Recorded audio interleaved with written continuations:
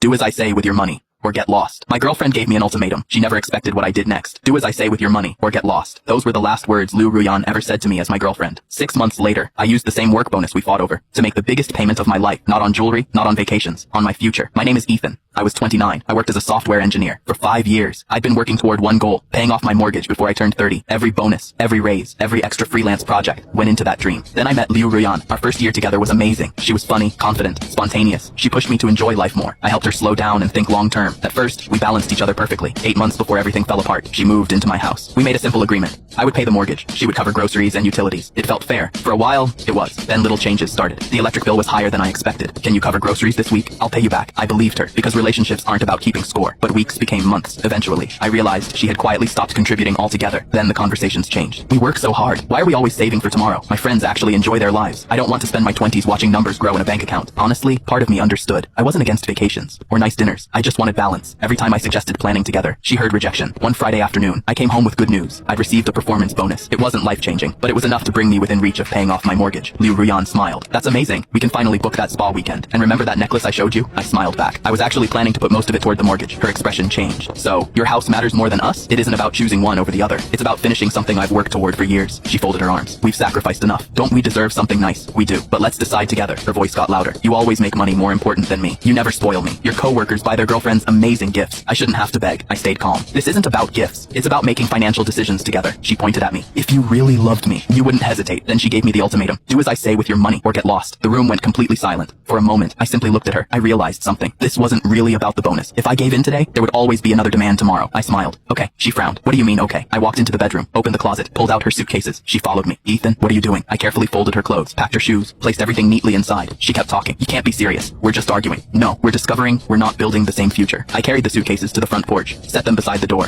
opened it. You gave me 2 choices. I'm choosing the second. She stood there, waiting for me to stop her. I never did. She picked up her bags, walked to her car, and drove away. The house became completely silent. For the first time in months, I wondered if I'd made the biggest mistake of my life. Then I walked into the kitchen. No arguments, no guilt, no pressure, just peace. That's when I knew I'd made the right decision. 3 days later, my phone rang. It was Liu Ruyan's mother. She was crying. Ethan, please forgive her. She didn't mean it. I sighed. She told me to either obey her or let her leave. I respected her choice. You can't end 2 years over one argument. It wasn't one argument. It was months of believing my paycheck belonged to someone else. Silence. Then she quietly whispered, I understand. She never called again. A week later, I received a notice from an online clothing subscription. Someone had opened the account using my payment information. It was traced back to Liu Ruyan. I contacted the company, provided proof. The account was transferred into her name. That was the last financial problem she ever created for me. Life slowly became simple again. I started cooking healthy meals, went back to the gym, started hiking on weekends, spent more time with friends. Most importantly, I stopped feeling guilty every time I said the word no. Then, one Friday afternoon, exactly 6 months after the breakup, I opened my banking app, transferred the last part of my bonus into my mortgage account. A few days later, an email arrived. I opened it. It contained only one sentence. Congratulations, your mortgage has been paid in full. I stared at the screen for a long time. Then I remembered Liu Ruyan's words. Do as I say with your money. I couldn't help but smile. Turns out, the best thing I ever bought wasn't a necklace, wasn't a vacation. It was freedom, because money comes and goes. But peace is something no one gets to demand from you.